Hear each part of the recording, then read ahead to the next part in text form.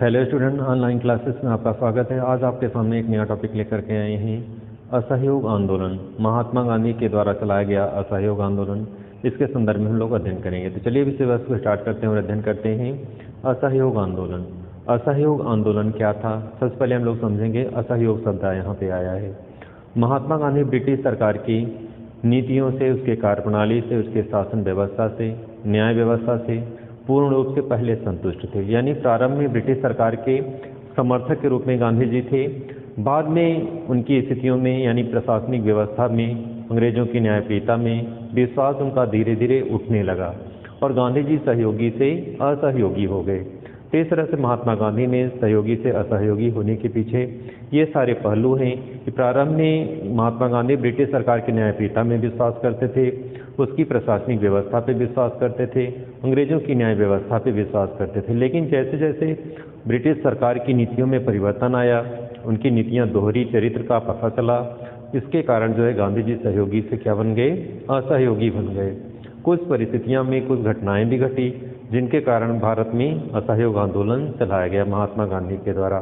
तो सबसे पहले हम उन तथ्यों पर चर्चा करेंगे कि कौन कौन से फैक्टर थे जिसके कारण महात्मा गांधी ने असहयोग आंदोलन चलाया। तो सबसे पहले पहला जो रीजन था वो है रॉलेट एक्ट। रॉलेट एक्ट एक ऐसा कानून था जो सर सिडनी रॉलेट की अध्यक्षता में स्थापित किया गया था। रॉलेट एक्ट एक ऐसा कानून जिसे काला कानून की संज्ञा दी गई थी। यह कानून लाया क्यों गया, इसके पीछे कुछ मैटर है, कुछ तथ्य है। क्रांतिकारी घटनाएं भारत में बहुत तीव्र गति से घटित हो रही थी। इसको नियंत्रित करने के लिए सर सिडनी रॉलेट की अध्यक्षता में एक कमेटी बनाई गई और उसके माध्यम से उनको रिपोर्ट देने के लिए बोला गया कि भारत में क्रांतिकारी गतिविधियों को कैसे नियंत्रित किया जाए। तो उन्होंने अपने विचार दिए और इस विचार के माध्यम से कुछ उन्होंने तथ्यों को रखा, जिसके माध्यम से जो रिपोर्ट उन्होंने प्रस्तुत की और उस रिपोर्ट के आधार पर कानून बनाया गया जिसे नाम दिया गया रॉलेट एक्ट। रॉलेट एक्ट जो 1919 में लागू किया गया था और इस एक्ट के तहत किसी भी भारतीय व्यक्ति को संदेह के आधार पे, केवल संदेह के आधार पर गिरफ्तार करके उसे नज़रबंद कर दिया जाता था, उसे किसी गोपनीय स्थान पे रख दिया जाता था। तो इस तरह से रॉलेट एक्ट एक काला कानून था जो गलत था, भारतीय लोगों की स्वतंत्रता का हनन था, उनके अधिकारों का हनन था। ऐसी स्थिति में गांधी जी ने इसका विरोध किया। तो रॉलेट एक्ट एक पहला कारण था सहयोग आंदोलन का। दूसरे कारण पे हम लोग चर्चा करते हैं। दूसरा कारण है जलियांवाला बाग हत्याकांड। जलियांवाला बाग हत्याकांड जो है रॉलेट एक्ट के विरोध में पंजाब में पड़ता है, अमृतसर में। वहाँ पे एक शांतिमय सभा आयोजित की गई थी। इस सभा का जो मुख्य उद्देश्य था वो रॉलेट एक्ट के विरोध करने के उद्देश्य से पंजाब के अमृतसर में जलियांवाला बाग में एक सभा आयोजित की गई थी और उसमें रॉलेट एक्ट का विरोध करने के उद्देश्य से ये सभा आयोजित किया गया था।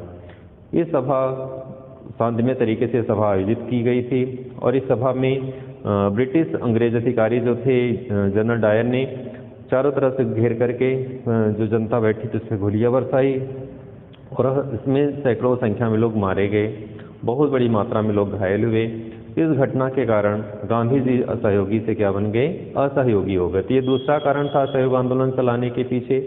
तीसरे कारण पे हम लोग चर्चा करेंगे। तीसरा कौन सा कारण था, जलियांवाला बाग हत्याकांड की जांच करने के लिए एक आयोग बनाया गया था।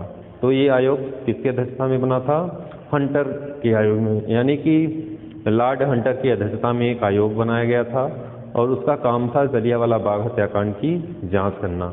लॉर्ड हंटर की अध्यक्षता में ये आयोग ने जांच की और जांच में अपनी रिपोर्ट प्रस्तुत की और उसमें दिखाया कि जनरल डायर जो गोलियां चलाया था, अंग्रेज अधिकारी, पुलिस अधिकारी था, वो अपने कर्तव्यों का निर्वहन करते हुए गोलियां चलाई।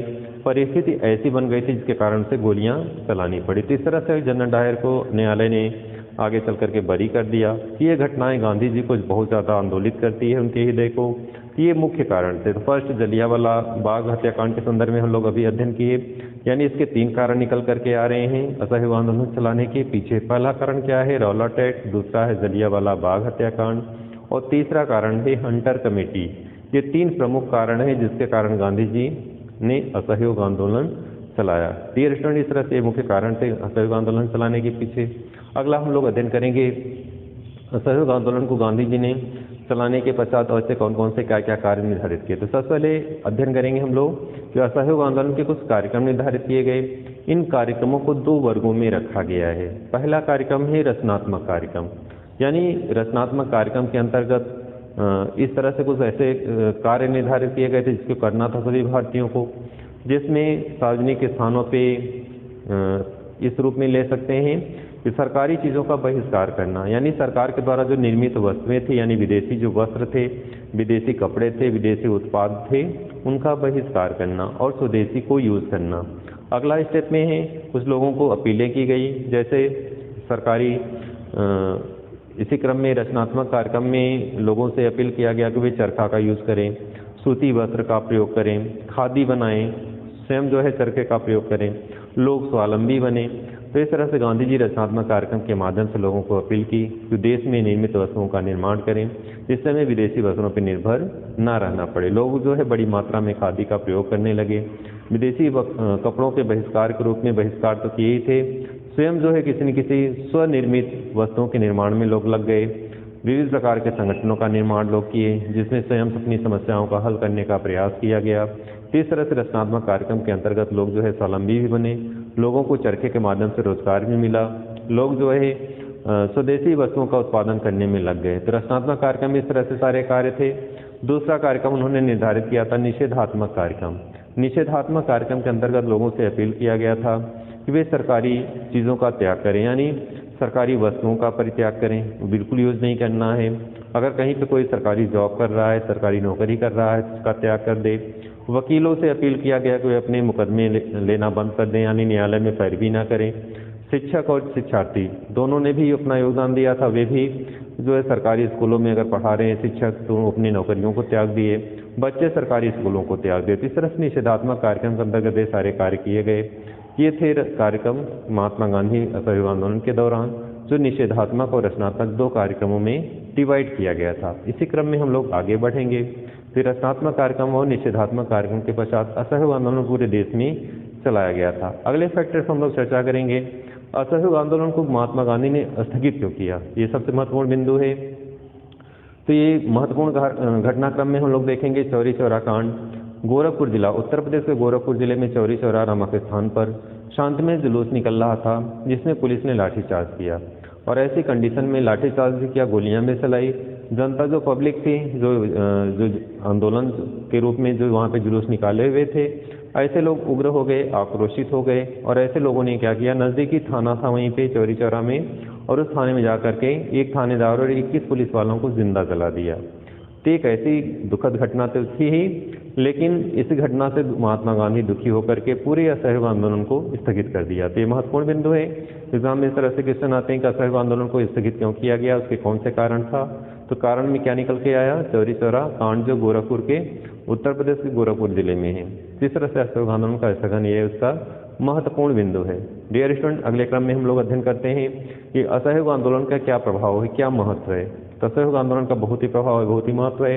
हालांकि आंदोलन पूर्ण रूप से सफल तो नहीं हो पाया, लेकिन भारतीय लोगों में बहुत सारी चीज़ों को ये छाप छोड़ दिया। जैसे लोगों में निडरता का विकास हुआ, लोग अब निडर हो गए। पहले लोग डरते थे, आंदोलन में भाग लेते थे, पुलिस का डर था, भय था, प्रशासन का, अंग्रेजी शासन का, लेकिन इस आंदोलन में लोगों के अंदर डर खत्म कर दिया।